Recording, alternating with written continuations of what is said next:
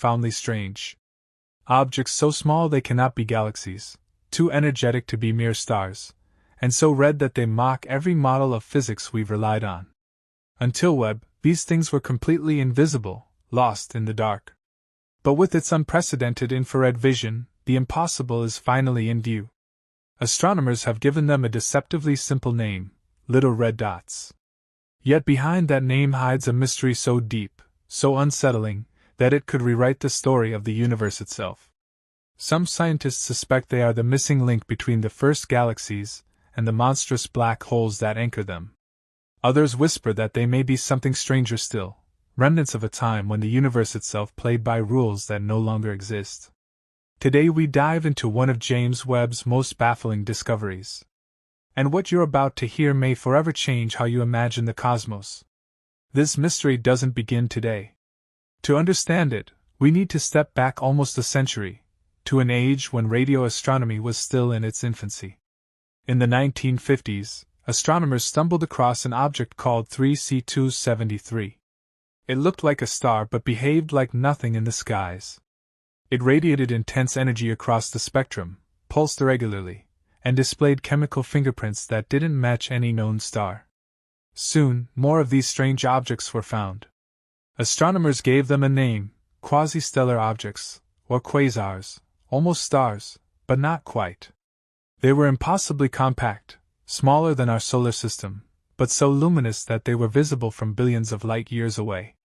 For decades, scientists argued about what they were, until one breakthrough changed everything. Quasars were powered by supermassive black holes feeding on swirling disks of matter. It took more than 20 years to crack that riddle. And now, James Webb has thrown us into the same kind of enigma once again.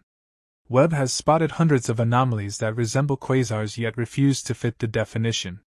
They are smaller, dimmer, suffocated by clouds of dust, and visible only in the infrared spectrum. They look like echoes of quasars, but twisted, incomplete, and deeply out of place. Japanese astronomers first flagged these faint red anomalies using the Subaru telescope and called them SHELKs, Subaru High Exploration of Low Luminosity Quasars. At first, they seemed like faint cosmic smudges, easily overlooked. But the more closely they were studied, the stranger they became. Their luminosity was far too high for their size, and their redness couldn't simply be explained by distance. When James Webb turned its gaze on them, the picture grew even stranger. These weren't ordinary galaxies cloaked in dust. They were smothered, wrapped in molecular fog so thick it swallowed entire signals of light. But infrared vision pierced through the curtain, and what it revealed was disturbing. Inside, gases whipped at staggering velocities, far faster than any star system should allow. The only explanation was gravity of immense power, black holes. Yet the galaxies hosting them were far too small, and their light signatures too bizarre, to be ordinary quasars. As Webb's data piled up, a shocking connection emerged. These SHELKs shared unusual traits with the so-called little red dots from Webb's earliest deep-field images. They weren't galaxies. They weren't stars. And they weren't like any black hole-powered quasars we'd seen before. Even stranger, they appeared only in a very narrow window of cosmic time, from about 600 million to 1.5 billion years after the Big Bang. Before and after that, they vanished. So what could burn so brightly for a billion years and then disappear completely?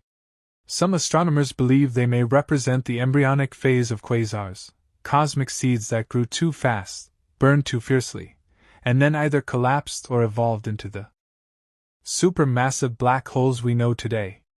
Others see them as failed evolutionary experiments, paths the universe once tested but abandoned. And then there's the unsettling theory that these objects are remnants of another physics entirely, fossils from a time when the universe's laws were not yet settled. But perhaps the most disturbing part isn't what we see, but what we don't. Many of these red dots should be emitting powerful X-rays if they were truly active black holes. Yet to astronomers' surprise, they don't. For years, this seemed like proof they weren't black holes at all. But now, the leading explanation is even scarier. The dust choking these objects may be so thick, so suffocating that it swallows even X-rays. That would mean the most violent radiation in the cosmos is trapped, silenced, leaving only faint red whispers for Webb to detect. If true, then we have been missing entire populations of hidden black holes, not distant ones, but cloaked ones. Entire realms of cosmic power erased from our view by dust. This would mean the universe is home to far more supermassive black holes than we ever dared estimate. And yet, the questions only deepen. Why did these objects grow so quickly? Why did they vanish? And what else lies hidden in wavelengths we still can't see? Even stranger, their chemical fingerprints don't make sense.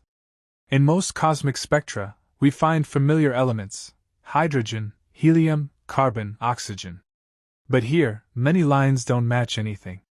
Some seem to require energies beyond what any star could create. Others appear unstable, flickering in and out as though they belong to matter we've never seen before. It's as if in its youth, the universe built things that today would be impossible, not just in structure, but in composition itself. And then there's the rhythm. Some of these strange red dots appear to pulse in brightness, not due to stars or dust, but due to something deeper, a gravitational rhythm, perfectly timed fluctuations, as though matter were spiraling into a black hole in measured intervals. Some physicists even suggest they may be echoes, resonances from a younger universe still rippling through space-time. If gravity itself can hum to a tune we don't understand, then we are missing not just details but entire chapters of cosmic history. The more Webb looks, the more unsettling the picture becomes. These objects are not rare. They may number in the billions, scattered across the sky, waiting in infrared silence. They cluster in patterns like the Great Cosmic Web, yet their descendants are nowhere to be seen. Did they evolve? Did they collapse? Or did they vanish in a blaze of impossible physics? The thought that so much of the early universe was hidden from us until now is humbling and terrifying. We weren't looking in the wrong place, we were simply blind. And then comes the most radical idea of all. What if the laws of physics themselves weren't constant in the early universe? What if gravity, electromagnetism, even quantum mechanics behaved differently back then? These objects may be fossils from that alien epoch, remnants from before the universe settled into the rules we know today. Cosmic scars from a time when chaos reigned and reality itself was unstable. If so, then James Webb hasn't just found anomalies. It's found evidence that the universe itself changed its laws. In a universe we thought was ruled by order and predictable equations, Webb has uncovered a haunting truth: not everything follows the rules. These strange, suffocated red anomalies, too small, too bright, too strange, are reminders that the universe was once far wilder and stranger than we can imagine. A time when galaxies were born in fire and dust, when black holes grew faster than logic allowed, and when physics itself had yet to be written. We thought we understood the story. But now we see objects too dense, too fast, too powerful for the timeline we believed. And the most terrifying part, we still don't know what they are. Are they the missing link between stars and quasars? Are they fossils of forgotten physics? Or are they something so alien that we haven't yet invented the language to describe them? What James Webb has revealed is not just the depth of space, but the depth of our ignorance. And in those impossible little red dots, faintly glowing in silence, the universe seems to whisper one chilling truth: you don't know me yet.